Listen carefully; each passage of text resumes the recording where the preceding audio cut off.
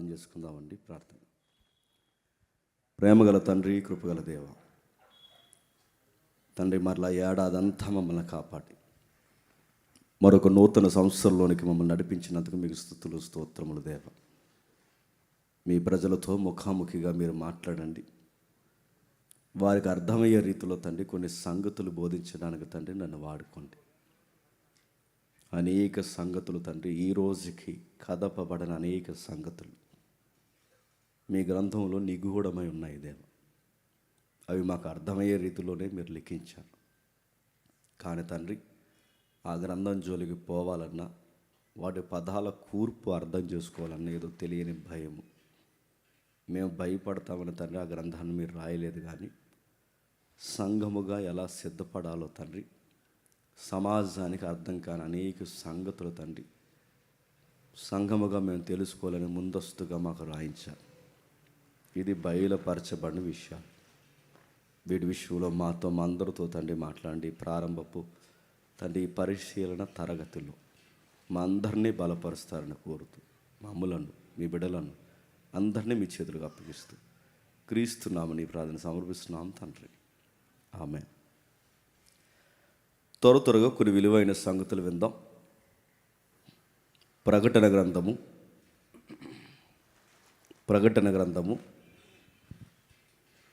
మొదటి అధ్యాయము. ప్రకటన గ్రంథము మొదటి అధ్యాయము మొదటి 3 వచనాలు చదువుకుందాం. తన దాసులకు కనపరచుటకు దేవుడు ఆయనకు అనుగ్రహించిన ప్రత్యక్షత ఈ సంగతులు త్వరలో సంభవింపనై ఉన్నవి. ఆయన తన దూత ద్వారా వర్తమానము పంపి తన దాసుడైన యోహానుకు వాటిని చూసించెను. అతడు దేవుని వాక్యమును గూర్చి, యేసుక్రీస్తు వారి యొక్క సాక్ష్యమును గూర్చి తాను చూస్తున్నంత మట్టుకు సాక్ష్యమిచ్చను. సమయము సమీపించినది గనక ఈ ప్రవచన వాక్యములు చదువువాడును వాటిని విని ఇందులో రాయబడిన సంగతులను గైకొనువారు ధన్యులు. కొంచెం సౌండ్ తగ్గిస్తాను. కొంచెం. ప్రకటన గ్రంథం అనగానే ఎందుకో బైబిల్లో అందరికీ ఒక ప్రత్యేకమైన అభిమానము, భయము. ప్రకటన గ్రంథాన్ని గురించి తెలుసుకోవాలనే ఆసక్తి అందరికి ఉంది. కానీ దాన్ని సరిగ్గా ఇంటర్ప్రిటేషన్ ఇచ్చి అర్థం అయ్యేలా బోధించే వాళ్ళు చాలా తక్కువ మంది అయిపోయారు. నిజానికి ఇది ఒక తేనెపొట్టు లాంటిది ఈ ప్రకటన గ్రంథం. దాన్ని సరిగ్గా మనం అర్థం చేసుకుంటే మన జీవితాలకు చాలా ఆదరణ ఇస్తాయి. లేదంటే అనవసరమైన విషయాలు మనం అర్థం చేసుకుని భయాందోళనకు గురై దాన్ని లేనిపోని వాటితో అప్లై చేస్తూ ప్రకటన గ్రంథం గురించి ఇబ్బంది పడతాం. అందుకే మీకు అర్థం కావడానికి కొన్ని ఇమేజెస్ మేము సిద్ధం చేస్తాం. ఒకసారి మీరు చూడండి. స్క్రీన్ మీద కనబడుతుందా? ఓకే. రెవల్యూషన్ కనబడుతున్న ఈ ప్రకటన గ్రంథాన్ని గురించి కాస్తంత మనం అర్థం చేసుకునే ప్రయత్నం చేస్తే, ప్రకటన గ్రంథాన్ని గురించి మొదటి మాట రాస్తున్నట్టు, యేసుక్రీస్తు తన దాసులకు కనపరచుటకు దేవుడు ఆయనకు అనుగ్రహించిన ప్రత్యక్షత. ఈ సంగతులు త్వరలో సంభవింపనై ఉన్నవి. ఆయన తన దూత ద్వారా వర్తమానము పంపి తన దాసుడైన యోహాను వాటిని చూపిస్తున్నాడు. స్పష్టంగా ఉందా నా మాట అందరికీ? ఓకే. కొంచెం ఇది సౌండ్ పెంచుతారు. ఇదేమన్నా ఓకే.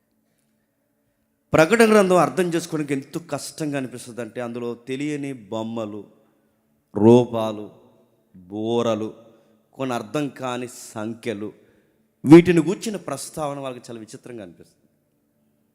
దాన్ని జాగ్రత్తగా మీరు చూడండి. ప్రకటన గ్రంథాన్ని గురించి రాస్తున్నప్పుడు మనకు అర్థం అవడానికి ఊహా చిత్రం. అది పరవశుడయ్యాడట.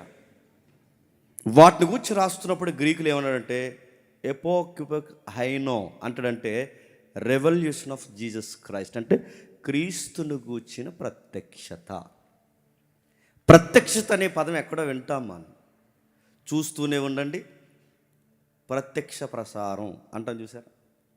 న్యూస్ ఎప్పుడన్నా మనం చూస్తున్నప్పుడు లైవ్ న్యూస్ వింటాం చూసారా? ఆ పదం అంటే ప్రత్యక్షత. ప్రత్యక్షత అంటే తన దాసులకు కనపరచడానికి, మొదటి వచనంలో తన దాసులకు దేవుడు కనపరచడానికి లైవ్ ఇస్తున్నాడు. ఎవరికి లైవ్ ఇస్తున్నాడు? యోహాను గారు. ఇది సరాసరి ఎక్కడి నుంచి టెలికాస్ట్ అవుతుందంటే పరలోకం నుండి. ఆ లైవ్ ఏ 3D 2D 5D అంటే ఏ పిక్చర్లో అది డిస్ప్లే అవుతుందంటే 3D అంటే 3 డైమెన్షన్లో యోహాను చూస్తున్నాడు. నిజానికి మానవ నేత్రాలకి అవి కనబడవు. అదృశ్య లోకం మనకు కనబడదు. అది పరిశుద్ధాత్ముడి సహాయము, దేవుని యొక్క ఆవరణ, ఆవేశం ఆ భక్తుల మీదకి, ప్రవక్తల మీదకి దేవుడు కుమ్మరించినప్పుడు ఆ అదృశ్య లోకాన్ని కూడా చూసేవారు. దాన్ని అంటున్నందుకే ప్రత్యక్షత. ప్రత్యక్షత ఫుట్ నోట్లు చూడండి. మొదటి వచనానికి యేసుక్రీస్తు ప్రత్యక్షణ దగ్గర కింద ఇచ్చాడు చూడండి. ఫుట్ నోట్లో ప్రకటన. ప్రకటన అంటే చెప్పండి. ప్రత్యక్షత. ప్రత్యక్షత అంటే ప్రకటన. ప్రకటన అనగానే ప్రత్యక్షత. ప్రత్యక్షత అంటే మనకు అర్థమైపోతాం లైవ్. యోహాను గారికి దేవుడు లైవ్లో చూపిస్తున్నాడు. ఏం లైవ్లో చూపిస్తున్నాడు? మొదటి వచనం యేసుక్రీస్తు ఏంటంట? యేసుక్రీస్తు లైవ్లో కొన్ని సంగతులు చూపిస్తున్నాడు. ప్రశ్న, యేసుక్రీస్తు అంటే ఏంటి? యేసు అంటే రక్షకుడు, క్రీస్తు అంటే అభిషక్తుడు. అంటే యేసు అంటే రక్షకుడైన, అభిషక్తుడైన వారు. యేసుక్రీస్తు వారైన అంటే బాగానండి, రక్షకుడైన, అభిషక్తుడైన వాడు యోహాను గారికి లైవ్ ఇస్తున్నాడు. మీకు లైవ్ ఇక్కడ సూర్యసాలు ఇస్తున్నారు తమ్ముళ్ళు. ఇలా లైవ్ ఇవ్వడం కదంటే యోహాను గారికి ఆ పర్మిషన్ ఇచ్చి చూపిస్తున్నది ఎవరంటే ప్రభు అయిన యేసుక్రీస్తు వరకు అంటాడు. రక్షకుడైన, అభిషక్తుడైన అంటే రక్షకుడు, అభిషక్తుడైన వాడు ఒక మానవుడికి ప్రత్యక్షత లైవ్లో చూపిస్తున్నాడు. ఇంకా ఏం చెప్తున్నాడు? ఆ లైవ్లోకి తీసుకెళ్ళాడట. ఈ సంగతులు త్వరలో సంభవింపనై ఉన్నవి. చదవండి ఎవరైనా స్పీడ్గా. ఈ సంగతులు త్వరలో సంభవింపనై ఉన్నవని ఆయన తన దూత ద్వారా వర్తమానము పంపి తన దాసుడైన యోహానుకు, మీరు చదవండి ఎవరైనా. Very good. ఎవరు? యోహాన్లా చదువుతున్నాం. సూపర్. చదవండి.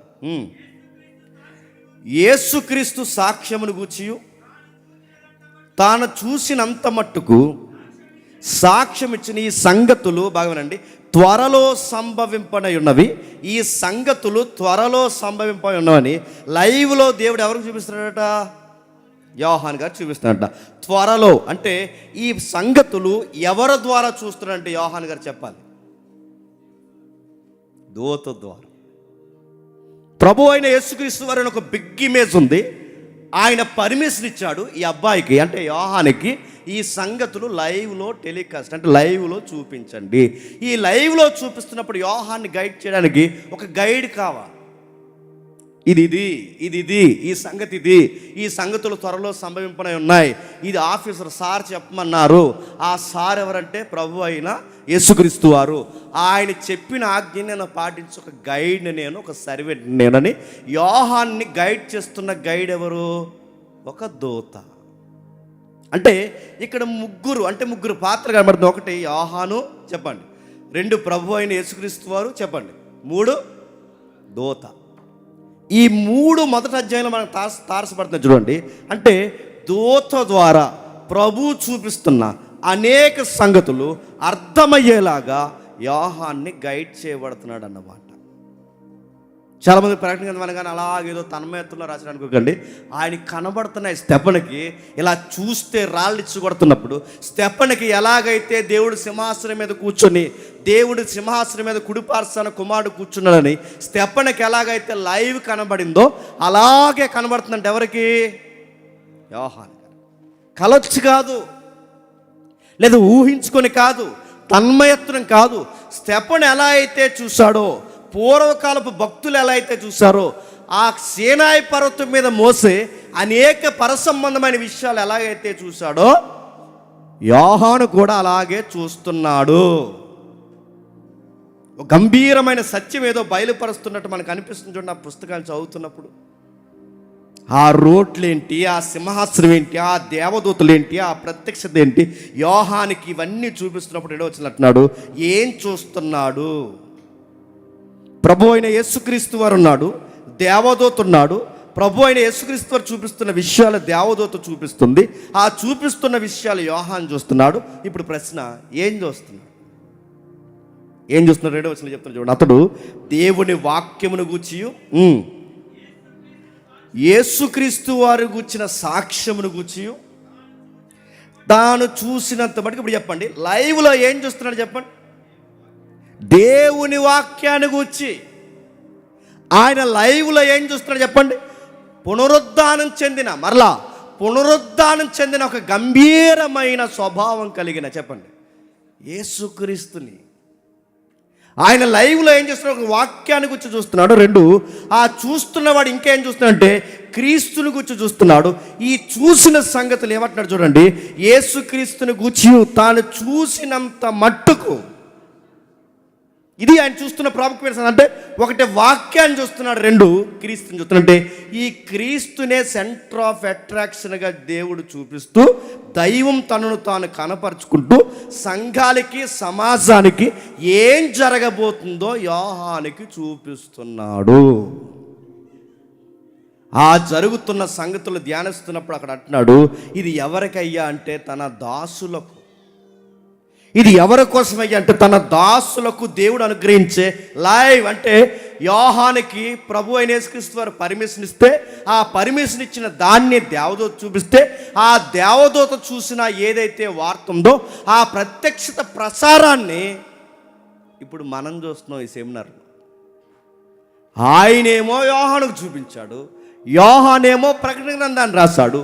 ఈ రాయబడిన సంగతిని ఇప్పుడు లెటర్స్లో ఈరోజు మనం చూడబోతున్నాం.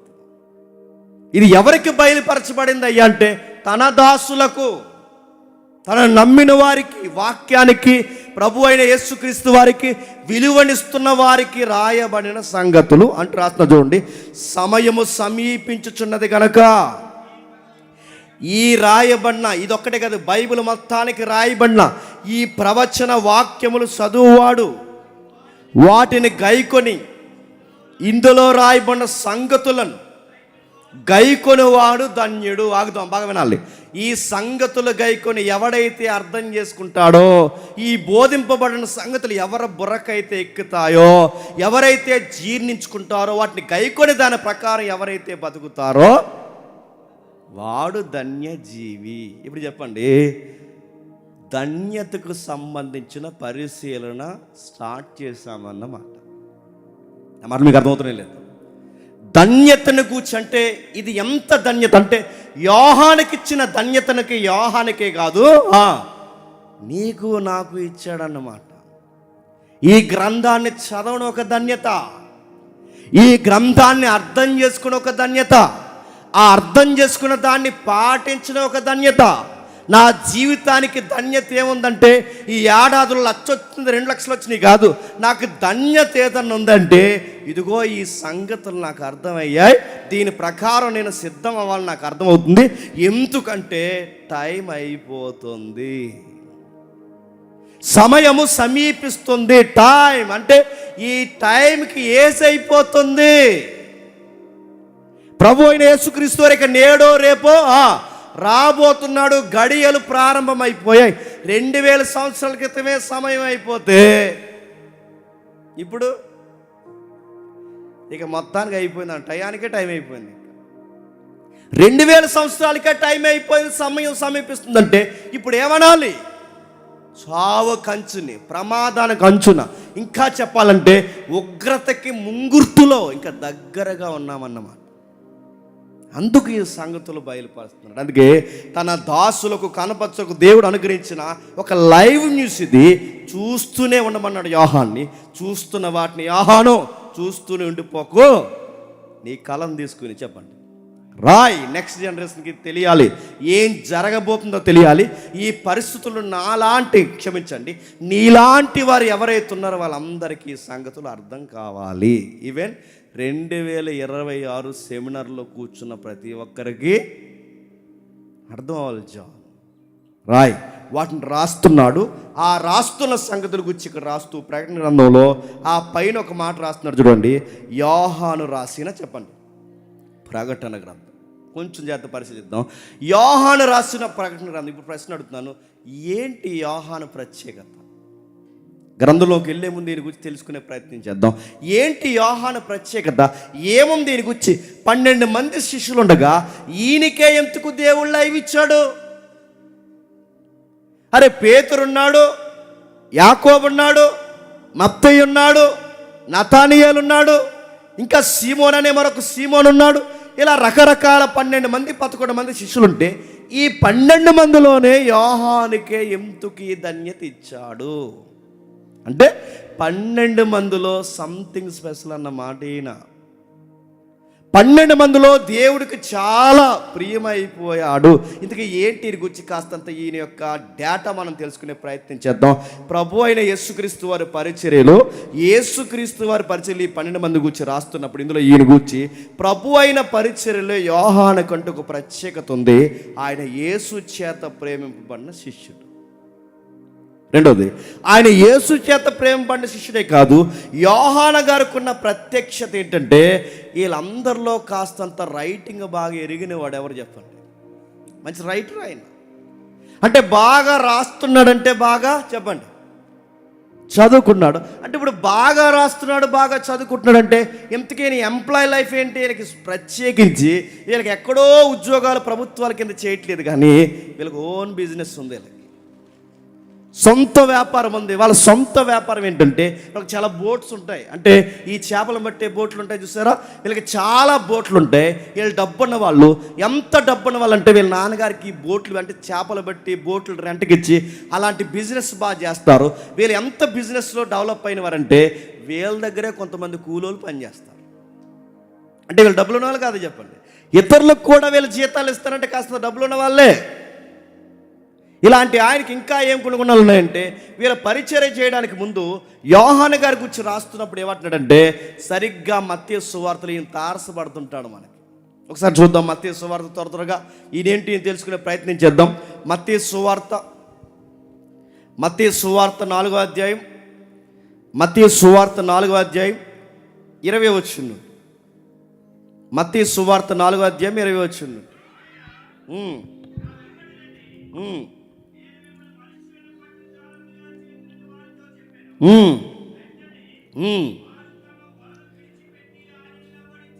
వెంటనే వారు తమ వలలు విడిచిపెట్టి వారిని వెంబడించిరి.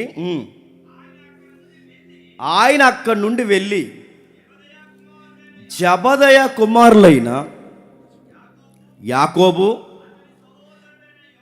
అతని సహోదరుడైన యోహాను అను 2 సహోదరులు తమ తండ్రి జబదయి యొద్ద దోణిలో తమ వలలు బాగు చేసుకొని చుండగా, అంటే వాళ్ళ తండ్రి గారికి ఒక సొంత బిజినెస్ ఉంది, ఆయనకంటూ సొంత బోట్లు ఉన్నాయి, ఆ బోట్లలో పనిచేసే మనుషులు ఉన్నారు, ఆ బిజినెస్ దగ్గరుండి చూసుకునే వ్యక్తులు ఎవరైనా ఉంటే వీళ్ళందరూ బ్రదర్స్ ఎవరైతే ఉన్నారో యోహాను యాకోబు ఉన్నారు.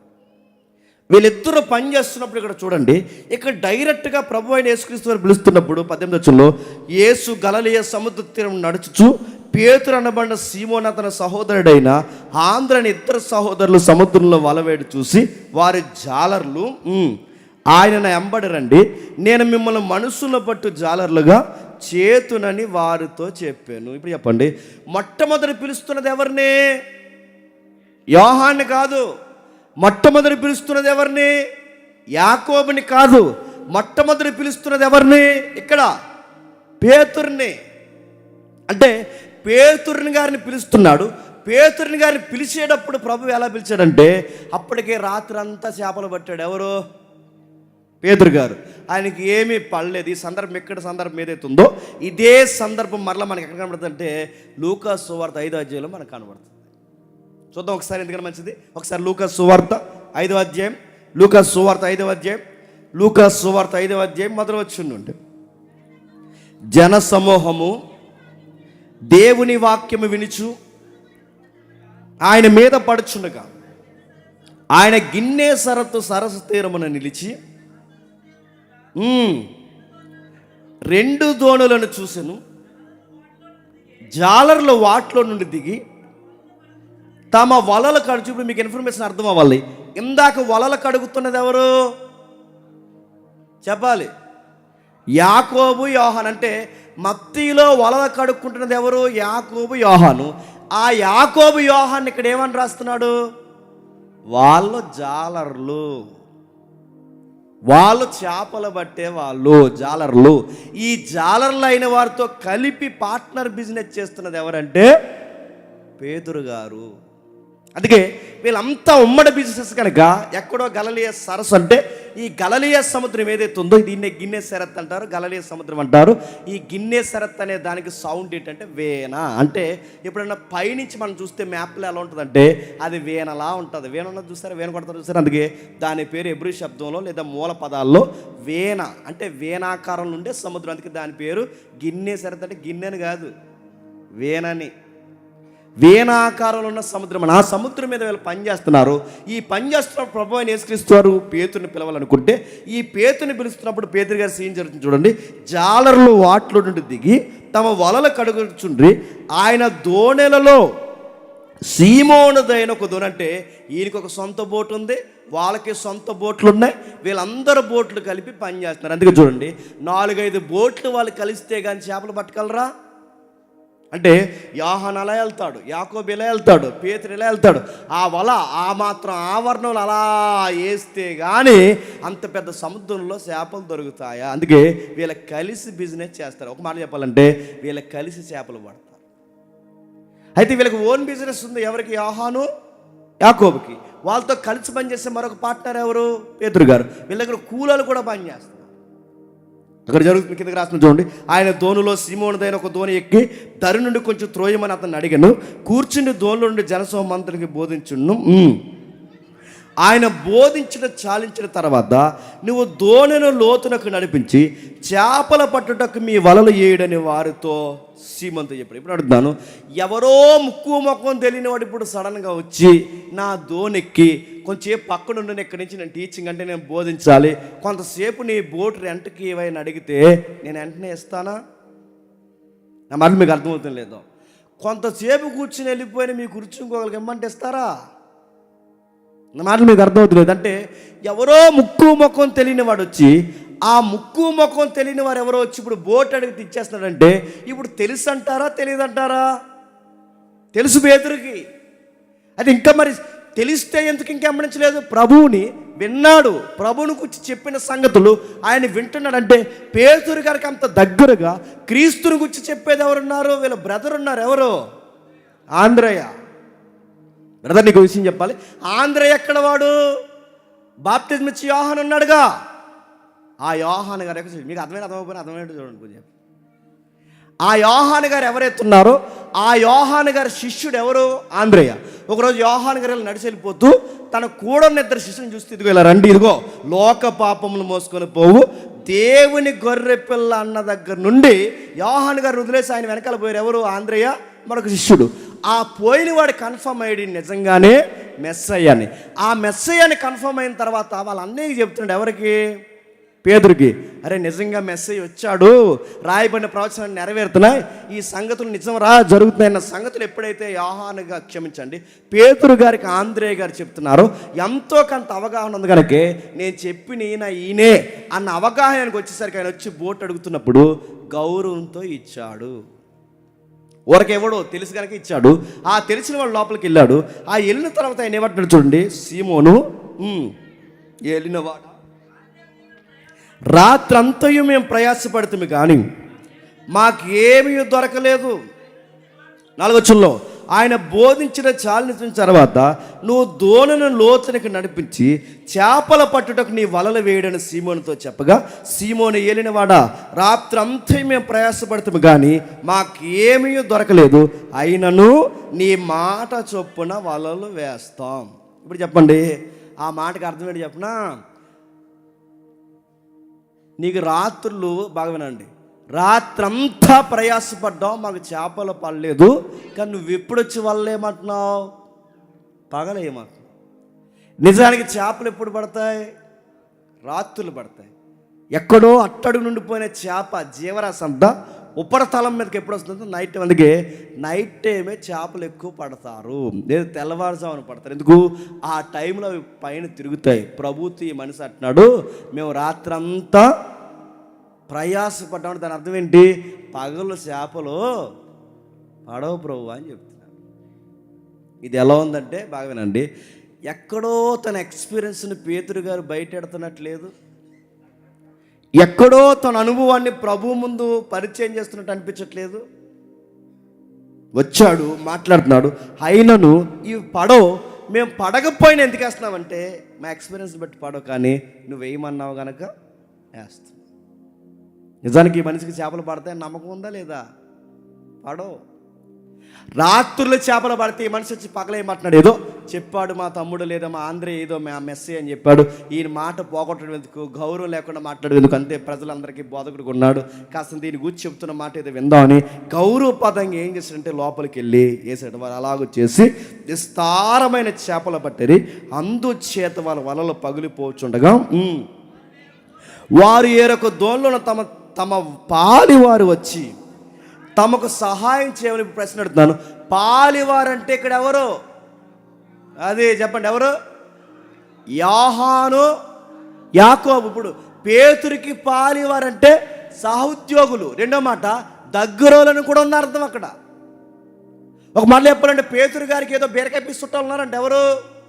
ఈ యాకోబు, యోహాను, పేతురు. వీళ్ళకేదో చుట్టరకం ఉందట. వీళ్ళకి చుట్టరకమే కాదు, మరో మాట ఏంటంటే వీళ్ళు కలిసి పనిచేస్తారనికే వాళ్ళు పాలివారు. ఇప్పుడు చెప్పండి, ప్రభు అయిన యేసుక్రీస్తు వారు ప్రభు అయిన యేసుక్రీస్తు వారు పేతుర్ని పిలవడానికి వెళ్ళినప్పుడు అక్కడ ఒక సీన్ జరుగుతుంది. ఆయన బోర్డు తీసుకున్నాడు, ప్రభు మాట్లాడుతున్నాడు.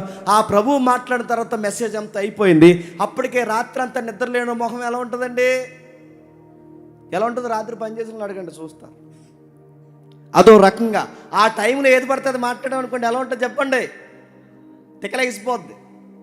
రాత్రంతా నిద్ర లేని దగ్గరికి వెళ్ళి ఇది ఈ కాగితం ఇక్కడ ఎందుకుంది, ఆ మొక్క ఇక్కడ ఎందుకుంది అంటే నువ్వు ఎట్టు అంటాడండా పెడతాడు. ఫీల్ అవుతారు, ఎందుకంటే వాళ్ళు రాత్రంతా కష్టపడ్డారు. ఇప్పుడు రాత్రంతా కష్టపడిన పేతు దగ్గరికి వచ్చి బోట్ లోపలికి వెళ్ళు, వాళ్ళ ఎక్కడై అంటే ఎంత ఓపుకుంటారు. అసలు ఈ మనిషి కోపం ఎక్కువ. ఎవరికి? మాట్లాడితే ఎవరితో అన్నా మాట్లాడే ముందు రెండు తగిలించి మాట్లాడతాడు. ఆయన నచ్చకపోతే కొడతాడు. అసలు వెనక ముందు ఆలోచించడు. ఎదురుగుండదు పోలీసుడైనా కొడతాడు. అలాంటి వాడు ఇంత ఓపికగా మాట్లాడుతున్నాడంటే ఎక్కడో కాస్త వాళ్ళ తమ్ముడు లేదా ఆంధ్రే గారు చెప్పిన మాటల మీద అవగాహన ఉంది. ఈయన మెస్సయ్య ఆ మాటలు పెట్టి వేశాడు. వారి వలలు పగిలిపోయట, విస్తారమైన చేపలు రాసి పడిపోయిందట. ఎవరో ఒక పాస్టర్ గారు చాలా కాలం క్రితం చనిపోయారు. ఆయన అన్న మంచి మాట ఏంటంటే, అదే సీన్లో మనం ఉంటేనట విస్తారమైన ఇంత విస్తారమైన చేపలు రాసి పడితే అదే సీన్లో మనం ఉంటేనట గంగం డ్యాన్స్ చేసేవాళ్ళం అంట. అర్థమవుతుందండి, రెండు చేతులు పెట్టేస్తారు కదా. అంటే అదే జీవరాశి, అది బాగా అదే విస్తారమైన జీవరాశి చేపలు కొట్టి మనకు పడితే మనం ఏం చేస్తాం? సెటిల్ అయిపోతాం. అప్పులు పోతాయి, తెప్పలు పోతాయి. రేపు నుంచి జాలరగా సముద్రంలోకి వెళ్ళాల్సిన పని లేదు. ఇంత విస్తారమైన చేపలు రాసి పడినప్పుడు పేతురు గారు, ప్రవ్వా నువ్వు గొప్పవాడివి, ఇంత విస్తారమైన చేపలు రాసి పడేసావు, తిండికి పూట కూడికి కనీసం అప్పులు తీర్చలేక ఎంత మదన పడుతున్న మాకు ఒక్క చేప పడని మాకు ఇంత విస్తారమైన చేపలు రాసి ఇచ్చావే, నీకు మహిమ కలుగును గాక అంటే బాగుంది అనుకుండా ఆయన ఏమన్నా తెలుసా? నేను పాపిని మాట్లాడతాను చూడండి. అనగా వారి పట్టిన చేపల అతడు పైకి చూడండి 8వ వచనంలో సీమోను పేతురు చూసి యేసు మోకాళ్ళ ఎదురు సాగిలపడి, ప్రభువా నన్ను విడిచిపోమ్ము, నేను పాపాత్ముణ్ణి.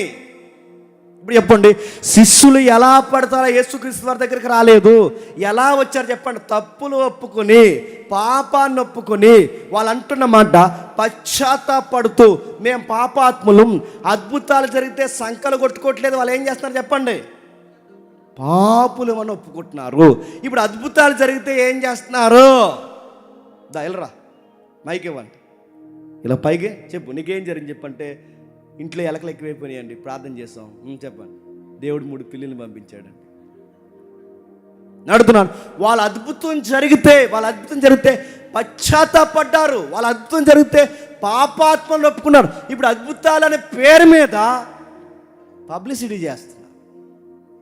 అద్భుతాలు జరిగిన చరిత్రలో పాత నిబంధన నుంచి కొత్త నిబంధన వరకు అద్భుతం ఎక్కడ జరిగినా దేవునికి ప్రాధాయపడి మేము ఏ పాటి వారి మన చేతులు ఎత్తి దేవుడికి దండం పెట్టేశారు. కానీ ఈరోజు పబ్లిసిటీలు చేయించుకుంటున్నారు.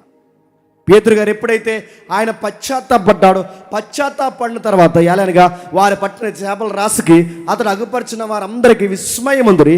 అలాగ సీమునితో కూడా పాలువారైన జబదయ కుమారులకు యోహానును యాకోబును విస్మయముందురి. అందుకు యేసు, భయపడకండి, ఎప్పటి నుండి మీరు చేపలు పట్టారు, ఎప్పటి నుండి నేను మిమ్మల్ని మనుషులను పెట్టే జాలరుగా తయారు చేస్తాను, నా వెంబడి రండి అన్నప్పుడు వచ్చాడేవో చెప్పండి.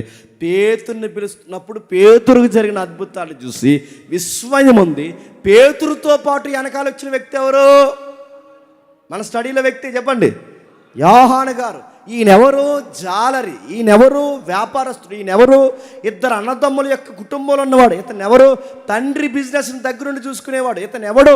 అద్భుతం చూసి పేతురుతో పాటు ఈయన గొప్పవాడని చెప్పి చేపలు కాదు పట్టాల్సింది, మనుషులు పట్టాలని కూడా వచ్చిన గొప్ప వ్యక్తి చెప్పండి, యోహాను గారు. అలా వచ్చాడు యోహాను గారు.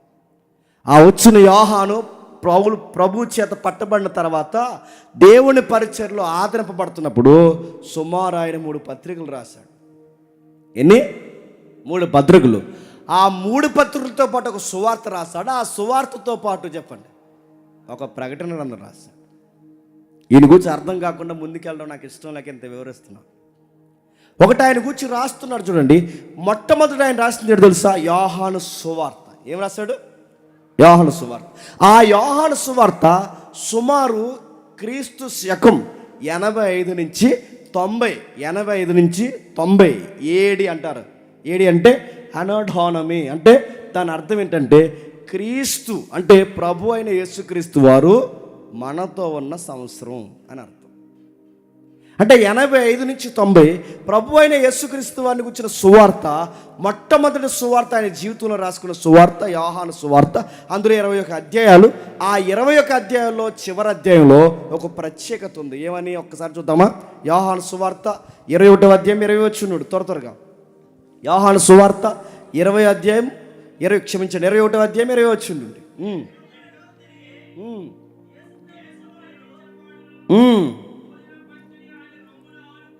భోజన పంక్తిని ఆయన రొమ్మును ఆనుకొని, ప్రభువా నిన్ను అప్పగించిన వాడు ఎవడని అడిగిన వాడైన శిష్యుడు తమ వెంట వచ్చుట చూసి పేతురు అతన్ని చూసి ఇతని సంగతి ఏమగునని అడిగిన. ఇప్పుడు బాగుండండి, రొమ్మును ఆనుకుంటున్నది ఎవరు? యోహాను గారు. యోహాను గారు రొమ్మును అనుకుంటే అక్కడ మాట్లాడుతున్నది ఎవరు? పేతురు గారు. అంటే వీళ్ళు ఎప్పుడు ఎక్కడున్న గుంపుగానే ఉండారు. అంటే చేపలు పట్టినా గుంపుగానే ఉన్నారు, పరిచర్య చేసినా గుంపుగానే ఉన్నారు. వీళ్ళు ఎక్కడికి వెళ్ళినా టీం వర్క్లోనే పనిచేస్తున్నారు. ఆ పని చేస్తున్నప్పుడు అక్కడ రాస్తున్నాడు చూడండి. ఆయన రాస్తూ అంటున్నాడు, యోహాను గారి గురించి అడుగుతాడట.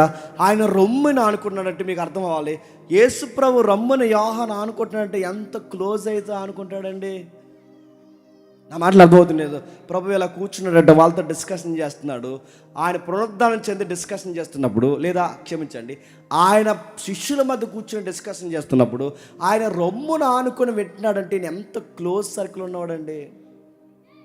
ఎవరు పడితే వాళ్ళు రొమ్మును ఆనుకుంటూ ఊరుకుంటామా? ఇప్పుడు మీరు అందరూ వచ్చి నా మీద ఆనుకుంటాను అనుకుంటారు, ఏమంటాను? గెంటేస్తాను, ఏం చేస్తాను? మీరు అందరూ వచ్చి నా మీద అనుకుంటూ ఊరుకుంటాను అడుగుతున్నారు. నాకు ఎవరైనా దగ్గరకు ఉండాలన్నా, నా భుజాల మీద ఆనుకోవాలన్నా వాళ్ళు నాకు చాలా క్లోజ్ అవ్వాలి. ఒక మనిషి, ఒక స్నేహితుడు కానీ, ఒక జీవిత భాగస్వామి కానీ మనకి ఎంతో క్లోజ్ అయితే కానీ వాడి భుజాల మీద చేయలేం, వాడి భుజాల మీద మనం ఆనుకోలేం. వాడు ఎంతో మనకు క్లోజ్ అయితే కానీ వాడితో సరదాగా మనం చెయ్యి కలపలేము. ఏకంగా ప్రభు అయిన యేసుక్రీస్తు వారి భుజాల మీద చేతులేసి ఆయన రొమ్మును ఆనుకుంటున్నాడంటే ఈయనకి ఎంత క్లోజ్ సర్కిల్ ఉంటుంది. పైగా యోహాను గారిని ఏమంటారంటే, చరిత్ర ప్రకారం యోహాను గారిని చూస్తే యేసుక్రీస్తు వారిని చూసినట్టు ఉంటుందట, యేసుక్రీస్తు వారిని చూస్తే దగ్గరకు ఉంటారట. చూడడానికి వాళ్ళు చూస్తుంటే ఒకేలా చూస్తున్నట్టు అనిపిస్తారంటే వాళ్ళు చూడడానికి ఒకేలా కనిపిస్తారు. యోహాను గారు యేసుక్రీస్తు వారి దగ్గరలో ఉంటారు. పైగా 12 మంది శిష్యుల్లో ఈయన చాలా ప్రత్యేకమైన వాడు. ఆయన రాస్తున్నాడు. ఆ రోజుల్లో శిష్యుల్లో పాకుకుపోయిన వార్త ఏంటంటే, పేతురు అడిగాడు. పేతురు గారికి ప్రభు చెప్పాడు ఏమనంటే, పేతురు నీకు త్వరలో వయసు అయిపోతుంది, నీకు వయసు అయిపోయే టైంకి నువ్వేమవుతావంటే నీకు ఇష్టం కాని చోటికి మనుషులు నిన్ను ఈడ్చుకుపోతారు. కాస్త సమయం ఉండగానే నా గొర్రెల్ని మేపు, నువ్వు త్వరలో చనిపోతావు. నీకు వయసు అయిపోయిన తర్వాత ఏమవుద్దంటే, నీ వయసు అయిపోయిన తర్వాత నీకు ఇష్టం కాని మనుషులు వేరొక చోటుకి తీసుకెళ్ళిపోయి నీకు ఇష్టం కాని బట్టలు వేస్తారు, నీకు ఇష్టం కాని స్థలంలో కూర్చోబెడతారు. ఇప్పుడంటే కాళ్ళు చేతులు ఆడుతున్నా కనుక నీ ఇష్టం వచ్చినట్టు తిరుగుతున్నా, కానీ రేపు వయసు అయిపోయిన తర్వాత నీ జీవితం చివరిలో కనీసం నీకు ఇష్టం లేని ప్రదేశానికి కూడా తీసుకెళ్ళిపోతారు. నీకు ఇష్టం లేని బట్టలు కూడా వేస్తారు. చివరికి ఒకటి సహాయం లేకపోతే నువ్వు బట్టలు కూడా వేసుకోలేవు. ఇలా పేతురు కోసం ఎప్పుడైతే చెప్తున్నారో పేతురు గారికి ఉన్న ఆందోళన ఏంటంటే, నా కోసం బాగానే చెప్పా ప్రభువా, చెప్పండి మరి ఆ కుర్రోడు సంగతి ఏంటి అని అడిగాడు. ఆ కుర్రోడు ఎవడక్కడ? పేతురు గారు కూడా వెళ్తే అంత స్కూల్ పిల్లోడు ఎవరిది? నా కోసం చెప్పు మరి ఆడు అన్నాడట. ఎవరు?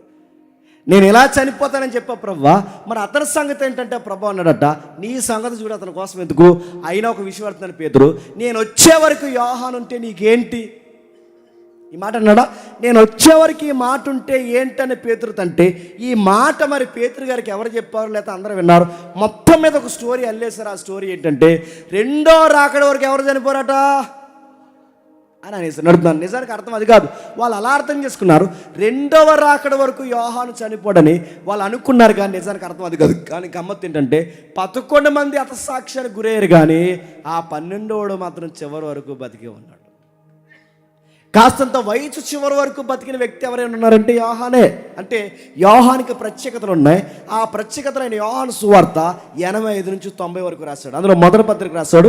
మొదటి పత్రిక రాసే టయానికి ఆయన ఒక టెస్ట్ మనీ బయటికి తీసుకొచ్చాడు. ఆయన టెస్ట్ మనీ ఏంటంటే 90 అంటే 7, బాగా వినాలి. మొదటి పత్రిక 90లో రాస్తున్నాడు. ఈ 90 ADలో రాస్తూ ఆయన ప్రత్యేకమైన ఒక టెస్ట్ మనీ బయట పెడతాడు, అనుభవాన్ని బయట పెడతాడు. మొదటి యోహాను పత్రిక 5వ అధ్యాయం 20వ వచనం. మొదటి యోహాను పత్రిక 5వ అధ్యాయం 20వ వచనం.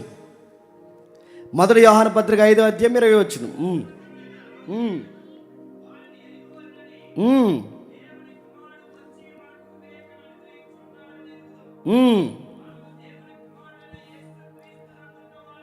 ఇప్పుడు చెప్పండి, ఆయన సాక్ష్యం ఏంటంట, సత్యవంతుడు నిజ దేవుడైన యేసుక్రీస్తునందు మనం ఉన్నాము. ఇది మా సాక్ష్యం. సత్యవంతుడు నిజదేవుడైన యేసుక్రీస్తునందు మేము ఉన్నాము. ఇప్పుడు బాగుండండి, సత్యవంతుడు నిజదేవుడు అనే పదాలు వాడుతున్నాడంటే అప్పటికి యోహాను గారు ఈ పత్రిక రాసే సమయానికి అక్కడ ఎవరు అబద్ధాల దేవుడు ఉన్నాడనేగా. ఎవరు అబద్ధాల దేవుడు? ఎవరు? ఈ పత్రిక ముఖ్యంగా ఎక్కడున్నవారు రాస్తున్నారంటే ఎఫెసీ పరిసర ప్రాంతాల్లో ఉన్నవారు రాస్తున్నారంటే, మొదటి యోహాను పత్రిక మీరు గుడ్డిగా మైండ్లో పెట్టుకోండి. మొదటి యోహాను పత్రిక ఎఫెసీ సంఘంలో ఉన్న వరకు రాస్తున్నాడు, ఎఫెసీ ప్రాంతంలో రాస్తున్నాడు. అక్కడ ఎవరున్నారు? అర్థం మీద ఏముంది? ఎఫెసీ ప్రాంతంలో ఎవరున్నారు? విగ్రహాలు ఉన్నాయి. ఆ విగ్రహాలు వట్టివి, అవి ఆరాధనకు అర్హత లేనివి, ఆ విగ్రహాలు భయంకరమైనవి, ఆ విగ్రహాలు వట్టివి, వాటి జోలికి పోవద్దని చెప్పడానికి 21 వచనం అర్థం చూడండి. విగ్రహాల జోలికి పోకండి అంటే విగ్రహం వట్టిది అన్నాడంటే నిజమెవరు మరి? ప్రభు అయిన యేసుక్రీస్తు వారు. విగ్రహం అసత్యం అంటున్నాడంటే మరి సత్యం ఎవరు మరి? ప్రభు అయిన యేసు. అంటే ఈయన సత్యదేవుడు అనంటే అది అబద్ధము, ఈ నిజమన్నాడంటే అది అబద్ధము, ఇది నమ్మదగినది అన్నాడంటే అది అవిశ్వాసాన్ని గుర్తంటే విగ్రహాల జోలికి పోకండి. మొదటి యోహాను పత్రిక ఏ ఉద్దేశంతో రాస్తున్నాడంటే గమనించండి, మొదటి యోహాను పత్రిక విగ్రహారాధన చెయ్యొద్దు, విగ్రహాల జోలికి పోవద్దు, వాటికి సంబంధించినవి తినొద్దు, వాటితో మీరు కనీసం కలవద్దని చెప్పడానికి మొదటి యోహాను పత్రిక రాస్తున్నాడు. ఇక రెండో యోహాను పత్రిక ఎందుకు రాస్తున్నాడు అంటే, ప్రభు అయిన యేసుక్రీస్తు వారు ఆ రోజుల్లో శరీరధారిగా రాలేదని చెప్పే వంచుకులు బయలుదేరిపోయారట. మన ఈ వారం కాకుండా అంతకు ముందు వారం నేను రాజమండ్రి చర్చిలో వాక్యం చెప్పాను. మరి ఎంతమంది విన్నారో, ఎంతమంది ఫాలో అయ్యారో నాకు తెలియదు. ఆ రోజుల్లో డోస్టిజం అనే ఒక తెగ ఉంది, నాస్టిజం అనే ఒక తెగ ఉంది. ఈ తెగలు ఏం చేస్తాయంటే, ప్రభు అయిన యేసుక్రీస్తు వారట శరీరంతో రాలేదు, ఆయన కేవలం ఆత్మ కలిగిన వాడే, అనేక పాత నిబంధనలో కనబడ్డాడు, ఆ కనబడిన వాడు కూడా 12 మందికి అలా కనబడి వెళ్ళిపోయాడు తప్ప ఆయన శరీర రీతిగా రాలేదు, మరియమ్మకు పుట్టలేదు, ఇలాంటివి నమ్మొద్దు. మెస్సయ్య మానవుడిగా రాలేదని ఒక దుర్బోధ ప్రారంభమైపోయిందట. ఆ దుర్బోధన దయచేసి ఎవరు నమ్మొద్దు. ఆ బోధ చేస్తున్న వాళ్ళ వంచుకులు. యేసుక్రీస్తు వారు శరీరుడిగా వచ్చాడు, దానికి మేమే సాక్షులు అని చెప్పడానికి రాసిన పత్రికే చెప్పండి. రెండవ పత్రిక, మొదటి పత్రిక ఏంటి? విగ్రహాల జోలికి పోవద్దు. రెండవ పత్రిక ఏంటి? యేసు ప్రభు శరీరుడుగా వచ్చాడని నమ్మని ప్రతి ఒక్కడు వంచకుడు, వాడు క్రీస్తు విరోధి.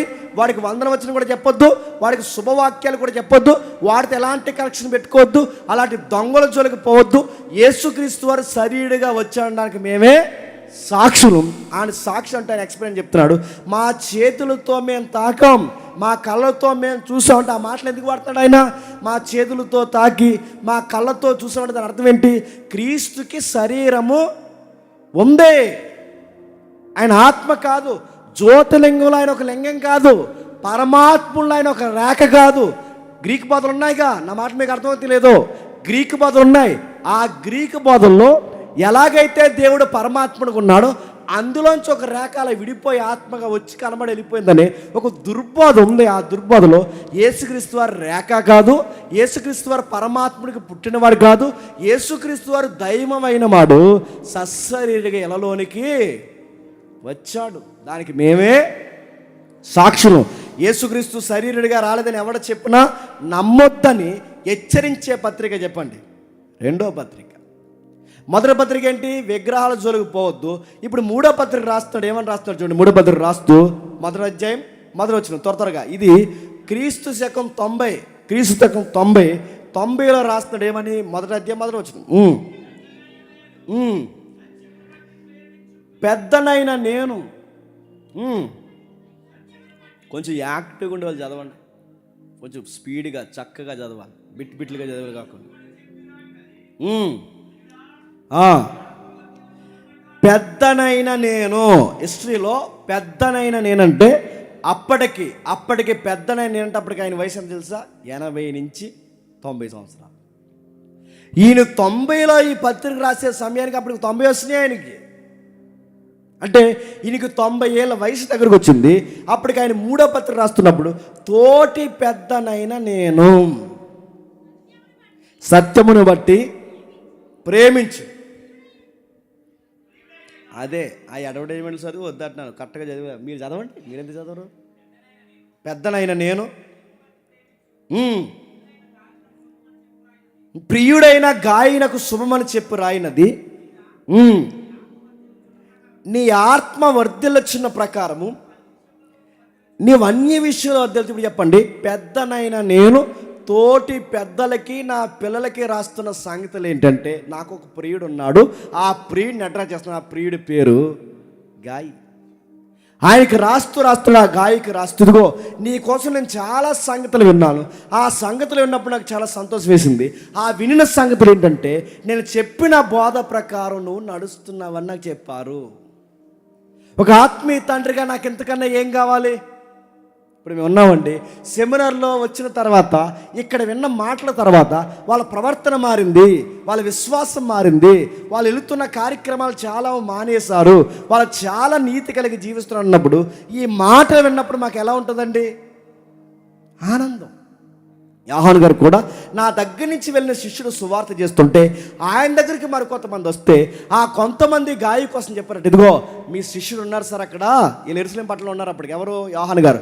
మీ శిష్యుడు ఉన్నారు సార్, ఎంత భక్తి కలిగిన వాడండి, ఎంత ప్రేమ కలిగిన వాడు, ఎంత ఆదరిస్తాడండి. ఆయన గురించి మేము వింటున్నప్పుడు ఎంత నిజంగా ఆదరించబడ్డాం, ఆయన మమ్మల్ని పిలిచిన చూసిన విధానం చూసినప్పుడు ఎంత మమ్మల్ని ప్రేమిస్తున్నప్పుడు నిజంగా మీ శిష్యుడు అంటే మీ శిష్యుడిలాగా ఉన్నాడు, సత్యమును బట్టి నడుస్తున్నాడు అని. కానీ ఈ వార్త ఎవరు చెప్తున్నారట? యోహాను గారు చెప్తే యోహాను గారు అన్నారట లెటర్ రాస్తూ, నీ గురించి ఇతరులు ఇలా సాక్ష్యం చెప్తున్నప్పుడు నాకు చాలా ఆనందం కలుగుతుంది.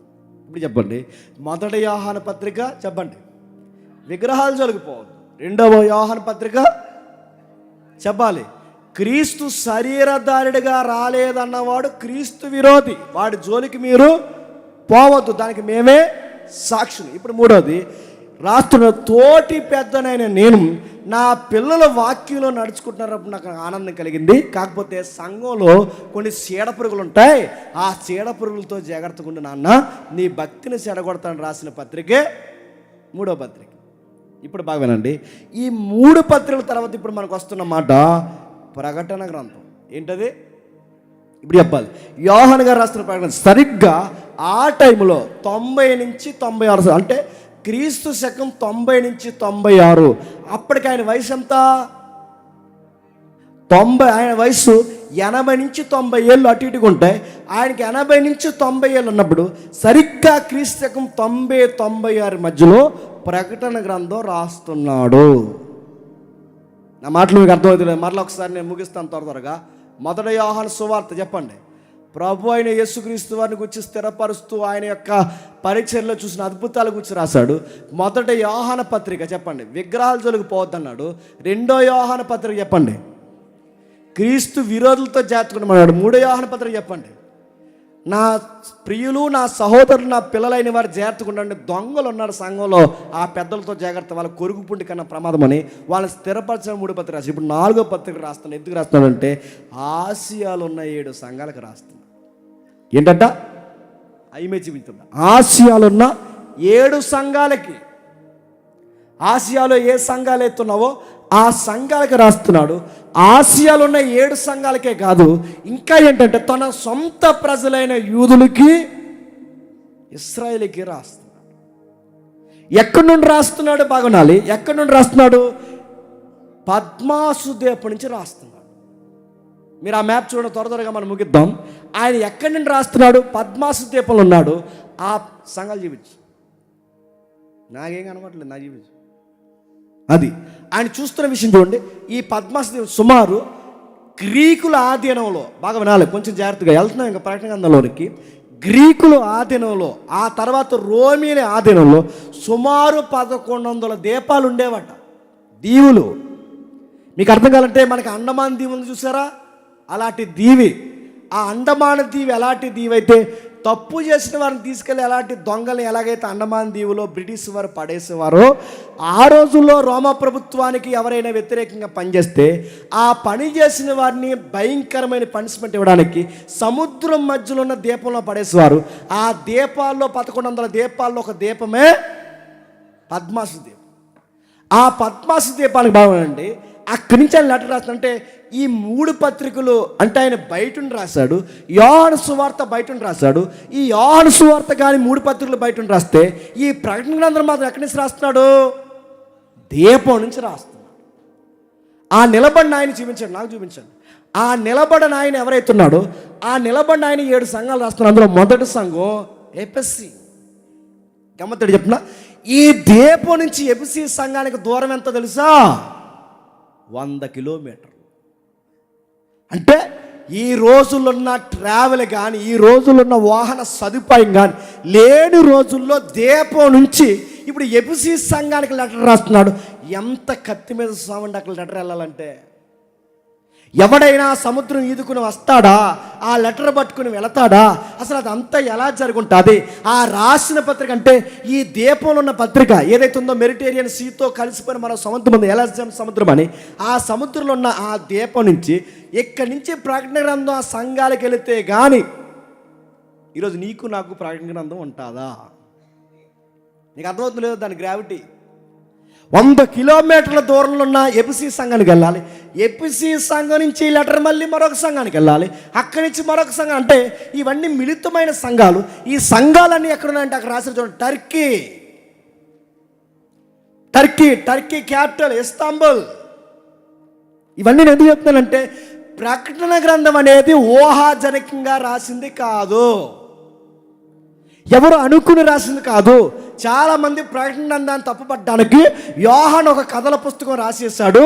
హాలీవుడ్లో స్టోరీస్ ఎలాగైతే ఉంటాయో, హాలీవుడ్లో నక్షత్రాలు చంద్రుని మీద కథలు ఎలాగైతే తీస్తారో అలాంటి స్టోరీ 12 మంది శిష్యుల్లో ఈ పెద్ద మనిషి రాసేసాడని ఆర్కియలాజికల్ ఎవిడెన్స్ ఎదికే సైంటిస్టులు కొంతమంది ఈ గ్రంథాన్ని తప్పుపట్టదామని తెర మీదకి వచ్చారంట.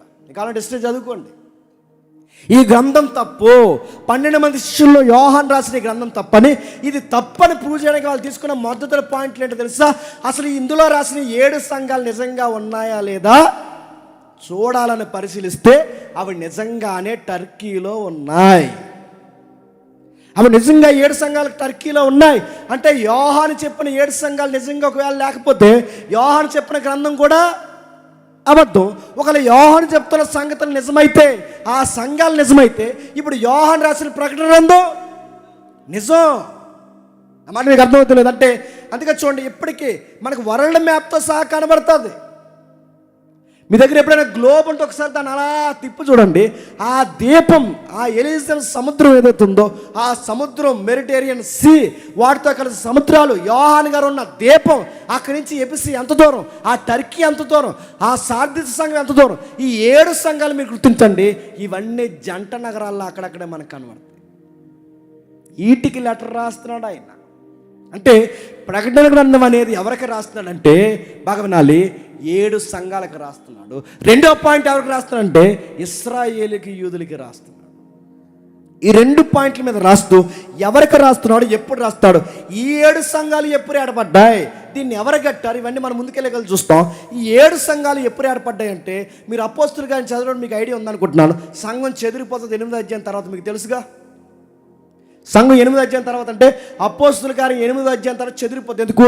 స్తెఫనుకి కలిగిన గొప్ప హింసను బట్టి, ఆ తర్వాత ప్రభుత్వాలు, మత పెద్దలు తిరగబడుతున్న విధానాన్ని బట్టి సంఘం యెరూషలేములో నిలబడలేకపోతుంది. వచనం, అధ్యాయం వచనం, అపోస్తుల కార్యం 8వ అధ్యాయం మొదలు వచనం. గొప్ప హింస కలిగినందున అపోస్తులు తప్ప అందరూ యోదయ సమరయ దేశముల యందు చెదిరిపోయిరి. భక్తి గల మనుషులు స్తెఫనును సమాధి చేసి అతన్ని గూర్చి బహుగా ప్రాలాపించిరి. సౌలైతే ఇంటింటా చొచ్చి పురుషులను స్త్రీలను ఈడ్చుకుపోయి చెరసాల్లో వేయించి సంఘమును పాడిన. బాగా వినాలి, సంఘం, యెరూషలేము సంఘం 3,000-4,000 మందితో వర్ధెల్లిపోతుంది. ఆ వర్ధెల్లిపోయిన సంఘంలో సుఖం ఎక్కువైపోయింది. ఆ సుఖం ఎక్కువైపోయిన సంఘానికి దేవుడు బుద్ధి చెప్పాడు. పేతురు గారు ప్రసంగం చెప్తే తీసుకున్న వాళ్ళు బాప్టిజం సంఖ్య ఎంతంట? 3,000 మంది. అదే ఇట్టాం రెఫరెన్స్ అక్కడ. 3,000 మంది కాకుండా రోజుకు 30 మంది తీసుకుంటారని. అది ఎట్టా బాగా వినండి. 3,000 మంది తీసుకుంటే ఆ 3,000 మందికి ఇంకా కలిపితే 4-5 ఎంత సంఘం పెరిగిపోయిన తర్వాత సంఘం భోజనాల దగ్గర గొడవలు పెట్టుకుని సుఖాలకు అలవాటు పడిపోయి ప్రాంతీయత, భాష వ్యత్యాసాలు, గ్రీకులు, యూదులు ఇలాంటి తారతమ్యాలు వచ్చినప్పుడు దేవుడు ఏం చేశాడంటే ఆ అల్లరిని చెదరగొట్టడానికి, సంఘానికి భారం నేర్పించడానికి దేవుడు అప్పుడప్పుడు ఇలా బాగా వాడబడే వారిని తీసుకెళ్ళిపోతాడు. గుర్తుపెట్టుకోండి, కొంతమంది సేవకులు ఎందుకు చనిపోతున్నారంటే సంఘం నిద్రపోయిన సంఘాన్ని లేపాలంటే దేవుని కోసం బలంగా వాడబడే సంఘంలో ఉన్న దేవుని బిడ్డలను దేవుడు చెప్పండి తీసుకెళ్ళిపోతాడు. అప్పుడైనా మెలకు రావాలని స్తెఫను తీసుకెళ్ళిపోయాడు. స్తెఫను సమాధి చేసి వచ్చి ఆ సమాధి ఆరకముందే అమ్మాయి అనుకునే లోపు ఈ మనిషి రాక్షసుల మీద పడిపోతున్నాడు. ఎవరు? ఇంట్లో ప్రార్థన జరుగుతున్నాడు కానీ రండ్రా వాళ్ళ సంగతి తేలుతుందని చెప్పి ఆ స్త్రీలను కూడా బయటికి లేకుండా, పురుషులను బయటికి లేతున్నాడు. అసలు జాలి కనికలేదంట. ఈ తాకిడికి, మత తాకిడికి, ప్రభుత్వం తాకిడికి, ఇలాంటి అంతర్గతమైన గొడవలకి తట్టుకోలేక ఇక్కడ ఉండే కన్నా ఏదైనా ప్రాంతానికి పోదని చెదిరిపోతే, ఆ చెదిరిపోయిన ఆయా ప్రాంతాలకు పోతే వారిని పౌలు ఆయా కాలంలో కొన్ని సంఘాలను దర్శిస్తే, ఆ పౌలు శిష్యులు కూడా వెనకాల దర్శిస్తే, ఆ చెదిరిపోయిన వీళ్ళందరూ కలిసి మొత్తం మీద టర్కీలో 7 సంఘాలుగా ఫామ్ అయ్యాయి. ఆ చెదిరిపోయిన 7 సంఘాలకు రాస్తానంటే వీళ్ళెప్పుడు చెదిరిపోయారు? క్రీస్తు శకం 70లో. ఇంకా చెదిరిపోవడానికి కారణం ఏంటంటే క్రీస్తు శకం 70లో యెరూషలేము మీదకి భయంకరమైన విపత్తు వచ్చింది. యెరూషలేముని తగలెట్టేశాడు. ఎవరు? రోమా చక్రవర్తి. ఎవరైతే కైసరు ఉన్నాడో ఆ కైసరు యెరూషలేము పట్టణాన్ని, దేవాలయాన్ని ఎప్పుడైతే తగలబెట్టారో ఇక్కడ ఉండలేమని చెప్పి బతుకుని కడుపుని చేత్తో పట్టుకుని ప్రాణాల గుప్పెట్లో పెట్టుకుని అక్కడి నుంచి పరారైపోయారు. అంటే ముందు కలిగిన శ్రమలకి, ఇప్పుడు ప్రభుత్వం వల్ల కలుగుతున్న శ్రమలకి, అంటే మతం వల్ల కలుగుతున్న శ్రమలకి, ప్రభుత్వం వల్ల కలుగుతున్న శ్రమలకి ఉండలేక పారిపోయిన వారు ఆ పారిపోయిన అక్కడక్కడ ప్రార్థనలు పెట్టుకుంటే ఆ ప్రార్థనలు కాస్త గుంపులైతే, ఆ గుంపులు కాస్త సంఘాలైతే, ఆ సంఘాలకి యోహాను పత్రికలు రాస్తున్నాడు. అదే ప్రకటన గ్రంథం. ఎవరికి రాస్తున్నాడు భావనండి? ఎవరికి రాస్తున్నాడు యోహాను అంటే సంఘాలకు రాస్తున్నాడు. ఆ మాటల్లో ఒక మాట అంటున్నాడు చూడండి. అక్కడ రాస్తున్నప్పుడు నేను చూశాను. ప్రకటన గ్రంథంలో రిపీటెడ్ కనబడే మాట చెప్తున్నా, నేను చూశాను. ఎన్నిసార్లు చూసాడట? సుమారు 45 సార్లు చూసాడట. ఎన్నిసార్లు? నేను ముగిస్తున్నాను. 45 సార్లు చూసాడు. ఏం చూసావు? యేసును గుచ్చియు, చెప్పండి, ఆయన గుచ్చి సాక్ష్యమును గుచ్చియు, ఆయన వాక్యమును గుచ్చియు, సంఘ భవిష్యత్తును గుచ్చి, జరగబోయే సంగతుల గుచ్చి నేను చూస్తున్నాను. దాంట్లో గ్రీకులో ఐషే అంటాడంటే, గ్రీకులో నేను చూస్తున్నా. ఎన్నిసార్లు? 45 సార్లు పైనే చూశాడట. ఐష అంటే 45 సార్లు పైన, అంటే నేను చూస్తున్నా, నేను ఇదిగో చూస్తున్నా. ఏం చూస్తున్నా? వాక్యాన్ని గురించి చూస్తున్నా, ప్రభువుని గురించి చూస్తున్నా, ఇంకా జరగబోయే సంగతులు చూస్తున్నా, పరిస్థితి ఎంత గొడ్డుబారిపోయిందో చూస్తున్నా, ఈ మధ్య ప్రభు ఏమై ఉన్నాడో నేను చూస్తున్నా. ఆ చూస్తున్నది నేను రాస్తున్నా. పత్రికలు ఏ ఉద్దేశంతో రాసిన మనకు అర్థమైంది. ఇప్పుడు ప్రకటన గ్రంథం సంఘాలను బలపరచడానికి రాస్తున్నాడు. ఆ రాస్తున్న సంగతిని ఎవరు చూపిస్తున్నారంటే చెప్పండి, దూత చూపిస్తుంది. 22 అధ్యాయం 9 వచ్చిన ముగిద్దాం చూడండి. 22 అధ్యాయం, అదే ప్రకటన గ్రంథం 22 అధ్యాయం 8-9 వచనాలు చూద్దాం ఒకసారి.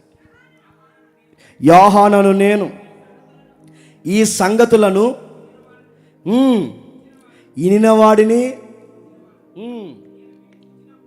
నేను విని చూసినప్పుడు వాటిని నాకు చూపిస్తున్నా, చెప్పండి, దూత పాదాల యొద్ద పడిపోయాను. చెప్పండి, నేను వింటున్నాను, చెప్పండి, నేను చూస్తున్నాను. ఏదో తన్మయత్వంలో కాదు, నాకు లైవ్లో కనబడుతుంది. ప్రత్యక్షత అంటే ఏంటి? లైవ్. నాకు 3D లైవ్లో కనబడుతుంది. అదిగో సింహాసనం మీద దేవుడు, దేవదూతలు, ఈ గంభీరత, భవిష్యత్తు ఇవన్నీ నాకు కనబడుతున్నాయి. నేను లైవ్లో చూస్తున్నాను. అక్కడ బోర శబ్దాలు, చెప్పండి, వింటున్నా. ఈ వింటున్నవి చూస్తున్న నేను రాస్తున్నా. ఈ గైడ్ చేస్తున్న దూతను చూసారా? ఈ దూత వచ్చి ఎప్పుడైతే మాట్లాడుతుందో ఆ దూత పాదాల మీద పడిపోయారట. ఎవరు? యోహాను గారు. ఆ దూత పాదాలు పడిపోతే యోహాను గారితో దూత అంటుంది, వద్దు సుమి, చెప్పండి, నేను నీతోను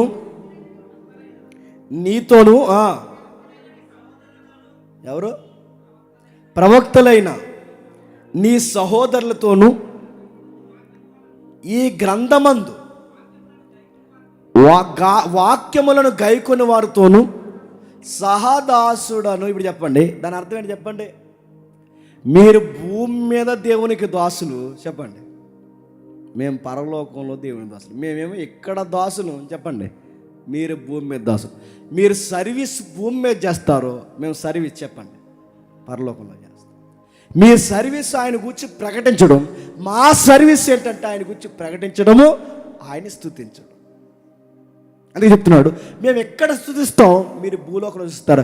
నన్ను ఏదో గంభీరంగా చూసి, నేను ఏదో దేవుని తరపున వచ్చిన ఒక పెద్ద మహిమను అనుకోకు, నేను కూడా సర్వేంట్. ఇప్పుడు చెప్పండి, కనబడుతున్న దేవదూత యోహాను గారిని గైడ్ చేస్తున్నప్పుడు యోహాను గారితో ఆ దేవదూత అంటుంది, నేను కూడా మీలాంటి, చెప్పండి, దాసుని. ప్రభువు కనబడుతున్నాడు, ప్రభు కొన్ని విషయాలు చూపిస్తున్నాడు.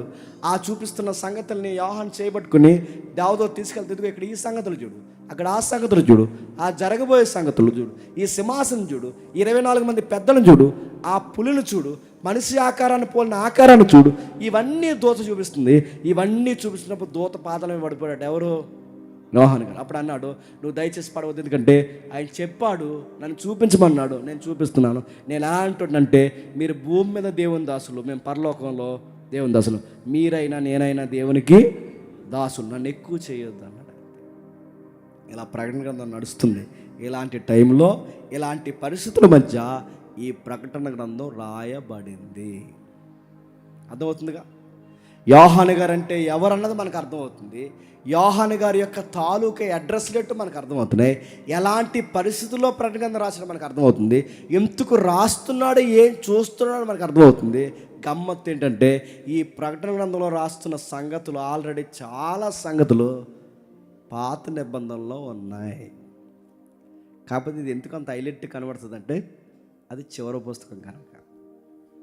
యోహాను గారు ఏదైతే చెప్తున్నాడో అప్పటికే బిలాం చెప్పాడు, బిలాము గారు ఏదైతే చెప్తున్నాడో అప్పటికి అబ్రహాం చెప్పాడు, అబ్రహాం గారు ఏదైతే చెప్పాడు అప్పటికి యాకోబు చెప్పాడు, యాకోబు గారు ఏదైతే చెప్పాడు అక్కడ యోసేపు చెప్పాడు, ఇంకెవరు చెప్పారు, కీర్తనకారులు చెప్పాడు, దానియేలు చెప్పాడు, పేతురు చెప్పాడు, పౌలు చెప్పాడు, యోధా చెప్పాడు, మలాఖీ చెప్పాడు, యేవేలు చెప్పాడు, యెహెజ్కేలు చెప్పాడు, యెషయా చెప్పాడు. అంటే నీకు ప్రకటన గ్రంథం ఒక పట్టాన్ని అర్థం కావాలి అంటే ఎందుకు అర్థం అవ్వట్లేదంటే ఈ చివరి పుస్తకం అర్థం కావాలంటే ముందున్న పుస్తకాల మీద ఎంతో కొంత చెప్పండి అవగాహన ఉండాలి. అప్పుడు ఈ బుక్ నీకు అర్థమవుతుంది. నువ్వు లాంగ్ జంపే ప్రకటన గ్రంథంలో చేస్తే నీకు పులి కనబడుతుంది. అందులో నువ్వు లాంగ్ జంప్ అక్కడికి వస్తే ఆ భాష వర్ణన నీకు అర్థం కాదు. అవన్నీ నడుతున్నాను. ఆయన నిలువుటంగి ధరించుకున్నాడు, ఆయన నడుముకి కట్టుకోవాల్సిన నడుము కట్టుకోవాల్సిన దట్టి ఆయన రొమ్ములకు కట్టుకున్నాడు, ఆయన కిరీటం పెట్టుకున్నాడు, ఆయనకి రాజధనం ఉంది. ఈ పదాలన్నీ నీకు అర్థం కావాలి అంటే దీని ముందున్న గ్రంథాల మీద అవగాహన ఉండాలి. ఎందుకు అలా వర్ణిస్తున్నాడు? అపరంజిని పోలినవాడు, ఆయన కళ్ళు అగ్ని నేత్రాల్లో ఉన్నాయి, ఆయన పాదములు ఇదిగో చాలా పుటం వేయబడినట్టున్నాయి, ఆయన రంగు లేదా ఆయన యొక్క వెలుగు సూర్యప్రకాశం కన్నా ఎక్కువగా ఉంది, ఆమేనని వాడు, నమ్మకమైన వాడు, సత్య సాక్షి. ఈ కూర్పు ఈ పదాలన్నీ అర్థం కావాలి అంటే కాస్త ముందొచ్చిన దర్శనాల సంగతి కూడా మనకు చెప్పండి, తెలియాలి. ఈ స్పేస్మెంట్ మనకు అర్థమైతే ప్రకటన గ్రంథంలో ట్రావెల్ చేయడం చెప్పండి చాలా ఈజీ. నన్ను అడిగితే ప్రకటన గ్రంథం అంత కష్టమేం కాదు. ఎప్పుడు కష్టం చెప్పినా ఆ ముందున్న వాళ్ళ దర్శనం అర్థం కాకపోతే కష్టం. ఇది మనకు అర్థమైతే చెప్పండి, ఆ ముందున్న సంగతులు మనకు అర్థమైతే చాలా విషయాలు మనకి చెప్పండి అలా పువ్వు విడిపోయినట్టు విడిపోతాయి. వినడానికి మీరు సిద్ధమైతే చెప్పండి, చెప్పడానికి నేను సిద్ధం. నా గొంతు పోయింది, నా ముక్కు పోయింది, నా నిద్ర పోయింది, నాకు అన్నీ పోయినాయి. అయినా కానీ నేను రాత్రి పగలు కూర్చొని ప్రిపేర్ అయ్యి ఏం చెప్పాలంటే నా మనసు ప్రకటన గ్రంథం మీదకే లాగింది. నేను చెప్తా, చాలా పెద్ద నోట్స్ నేను తయారు చేసుకుని వచ్చాను. మీరు ఎంత బాగా వింటే అంత డీప్గా మనం స్టడీ చేస్తాం. దేవుడు మిమ్మల్ని దీవించును గాక. ఆమేన్, ఆమేన్.